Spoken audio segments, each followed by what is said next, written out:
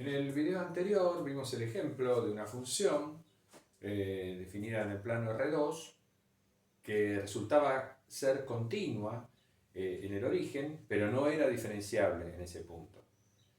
Lo que vamos a mostrar ahora es que la diferenciabilidad implica siempre la continuidad. Es decir, puede haber una función continua que no sea diferenciable, pero si una función es diferenciable, seguro es continua. En ese sentido, vamos viendo que el concepto de diferenciabilidad en análisis 2 es realmente lo que equivale al concepto de derivabilidad de análisis 1. Porque en análisis 1, para una función de los reales en los reales, el hecho de ser derivable implica que esa función es continua. Puede ser continua y no ser derivable en un punto, pero si es derivable en un punto, es continua. Y de hecho, la generalización para funciones de análisis 2 del concepto de derivada de análisis 1 es el de diferencial, el concepto de diferencial primera. Bueno, entonces, enunciemos formalmente esta implicación en este teorema. Si f es una función diferenciable en cierto punto A de su dominio, entonces f resulta continua en dicho punto. Acá, como siempre, D representa un conjunto abierto, un dominio abierto del espacio R, ¿no? Y f es una función con valores vectoriales. M eventualmente puede ser 1, es decir, f podría ser un campo escalar. Suponemos que f es diferenciable en cierto punto A de su dominio. Entonces vamos a probar que es continua en ese punto. Para demostrar este teorema, es decir, para probar la continuidad de f en el punto A, asumiendo que f es diferenciable, lo que tenemos que mostrar es que vale este límite, porque este límite es lo que me define la continuidad de la función f en el punto A. Este límite equivale a este que tenemos acá. Si a x lo llamamos a más h, entonces este límite, como varias veces observamos, equivale a este. Entonces, lo que vamos a hacer es probar que vale este límite. Para probar que vale este límite, lo que tenemos que hacer es mostrar que esta norma tiende a 0 cuando h tiende a 0. Ponemos f en a más h menos f en a, tomamos la norma y debemos mostrar que esta norma tiende a 0 cuando h tiende a 0.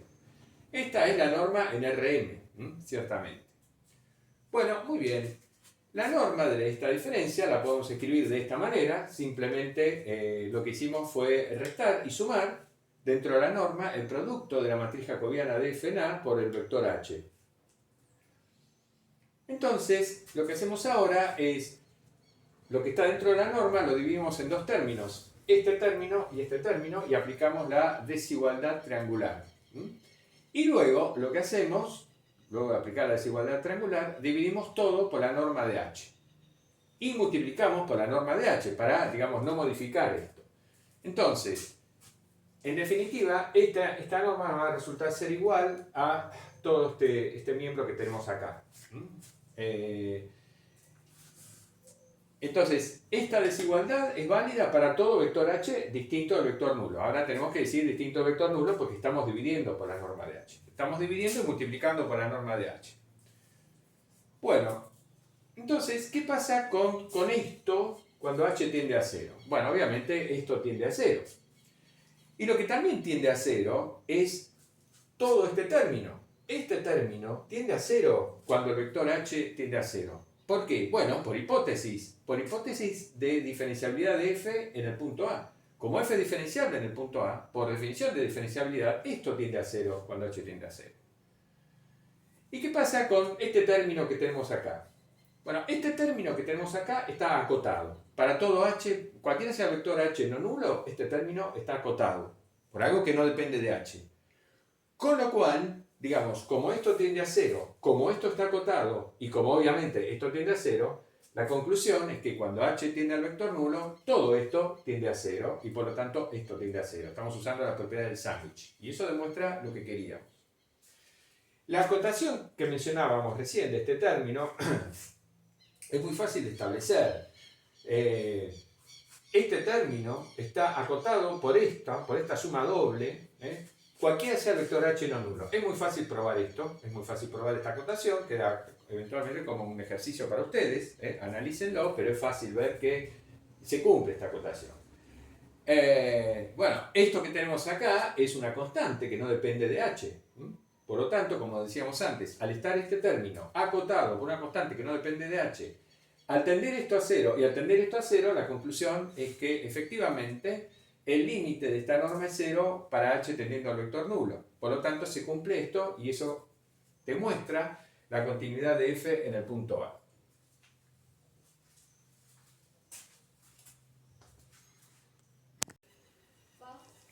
Bueno, hay un ejercicio que les propongo, es el siguiente. Probar que una función vectorial, como esta, es diferenciable en cierto punto A de su dominio, si solo si cada una de las funciones coordenadas de f es diferenciable en el punto A. La manera como esto se demuestra es similar a cómo se demuestra que la continuidad de f equivale a la continuidad de cada una de las funciones coordenadas, que a su vez está vinculado al hecho de que el límite de f en un punto A, si existe, es el límite de cada una de estas funciones coordenadas en el mismo punto, etc. Digamos, más o menos con una idea similar se demuestra esta afirmación, ¿no? Que la diferenciabilidad de una función con valores vectoriales equivale a la diferenciabilidad de cada una de sus funciones coordenadas. Bueno, y ahora damos una definición, digamos, con un aspecto bastante técnico. Después de esta definición vamos a ver que así como la continuidad es una condición necesaria para la diferenciabilidad, eso lo probamos en la pizarra anterior. Al probar que toda función diferenciable es continua, estamos diciendo que la continuidad es una condición necesaria para la diferenciabilidad. Ya si una función en un punto no es continua, ya sabemos que no puede ser diferenciable. Ahora, después de esta definición, lo que vamos a dar es una condición suficiente de diferenciabilidad, pero que no va a ser necesaria.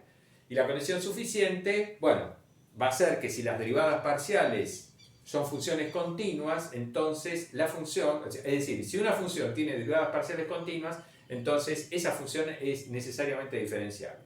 Bueno, pero comencemos con esta definición. De un campo escalar f, se dice que es de clase C1 en cierto punto A de su dominio abierto D, si se verifican estas dos condiciones. O sea, vamos a decir que un campo escalar f definido en un dominio abierto D es de clase C1 en cierto punto A de su dominio si se verifican estas dos condiciones. La primera condición es que deben existir las n derivadas parciales de f respecto de x1 respecto de xn en todo punto x de cierta bola abierta con centro en el punto A.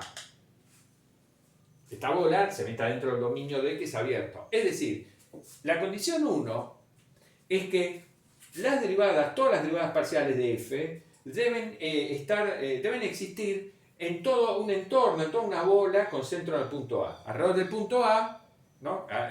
O mejor dicho, en toda una bola con centro en el punto A, deben estar definidas las derivadas parciales, deben existir esas derivadas parciales.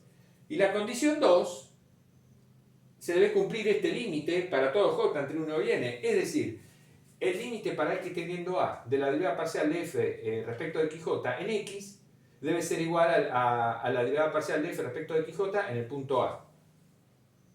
Para todo j. ¿Qué significa esto? Pues significa que estas derivadas parciales son todas continuas en el punto A. Eso es lo que significa. Este límite me está diciendo que esta función, la derivada parcial de f respecto de xj, es continua en el punto A.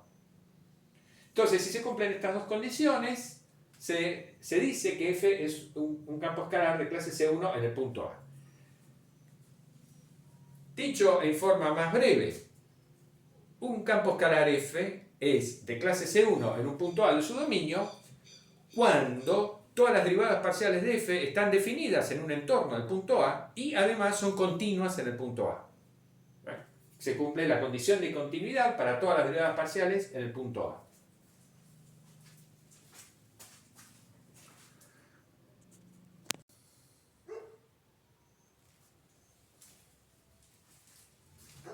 Bueno, y este teorema establece una condición suficiente de diferenciabilidad para un campo escalar en un punto de su dominio.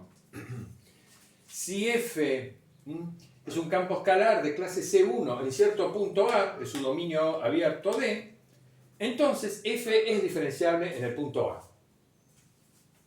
Entonces la definición, lo que significa C1 en el punto A, está definido en la pizarra anterior. Significa que todas las derivadas parciales de f existen en un entorno al punto A y son continuas en el punto A. Bueno, si pasa eso, entonces f es diferenciable en el punto A. Bueno, la demostración la vamos a omitir porque es un poco larga, tampoco podemos demostrar todo. En esta materia van a quedar muchas cosas importantes sin mostrar y otras las vamos a demostrar para situaciones especiales. De todas maneras, es una demostración que pueden hallar en la bibliografía de la materia. Consultar la bibliografía de vez en cuando se puede, digamos, es una actividad que no implica ningún riesgo, no provoca cáncer ni esterilidad, es decir, es algo que se puede hacer. Entonces, para los interesados, les recomiendo que miren la idea de la demostración, por lo menos, de este teorema. Bueno, y acá tenemos una definición de un campo escalar f con dominio abierto D. Se dice que es de clase C1 cuando lo es en cada punto X de su dominio, ¿no? Por supuesto, o sea, cuando uno dice que una función escalar, un campo escalar es de clase C1 y no aclara más nada, se sobreentiende que es de clase C1 en cada punto de su dominio abierto D.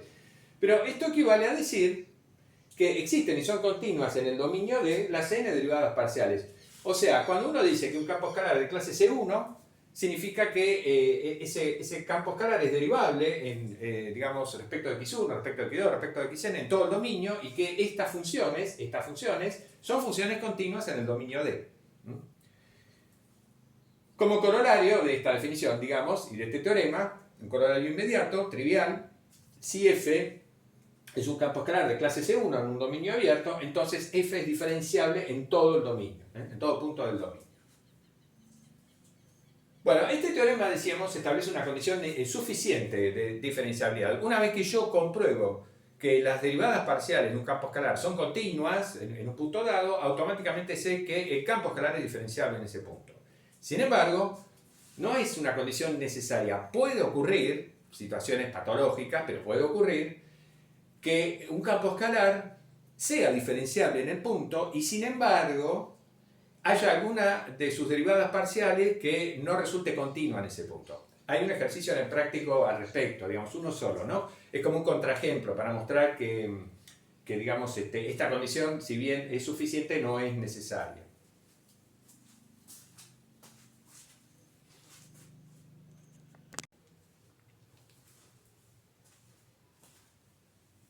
Bueno, como síntesis o resumen de lo que venimos diciendo, podemos utilizar este cuadro esquemático que establece las relaciones de equivalencia a las que hemos hecho mención.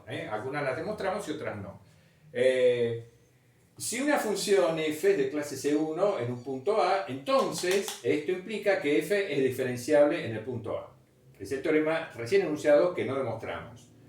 Si f es diferenciable en el punto A, entonces esto implica que f es continua en el punto A. Esto sí lo demostramos. Y si f es diferenciable en el punto A, entonces existen las n derivadas parciales de f en el punto A. Bien, esta implicación no es algo demostrado, sino que proviene de la definición de diferenciabilidad de f en el punto A, digamos, por definición. Esta implicación vale por definición, digamos. Si f es diferenciable, existen las derivadas parciales.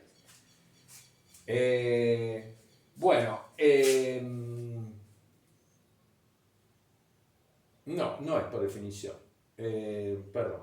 No, nosotros dimos la definición de función diferenciable diciendo que tiene que existir una transformación lineal, y de ahí luego demostramos que entonces pasa esto. No. Es una implicación, digamos, si pasa esto, pasa esto. Bueno, muy bien. Entonces, lo que hay que tener en cuenta es que ninguna de estas implicaciones vale al revés. La vuelta no vale en general. Entonces, ¿qué puede pasar? Puede pasar que una función sea continua y que no sea diferenciable. Puede pasar que sea diferenciable y que no sea de clase C1. Puede pasar que existan las derivadas parciales y no sea diferenciable. ¿No? No hay ningún vínculo lógico entre este cuadro y este cuadro. Puede pasar, o sea, puede haber una función continua que no tenga alguna derivada parcial. O puede ser que tenga todas las derivadas parciales y que no sea continua. O sea, entre estos dos cuadros no tenemos ningún vínculo lógico.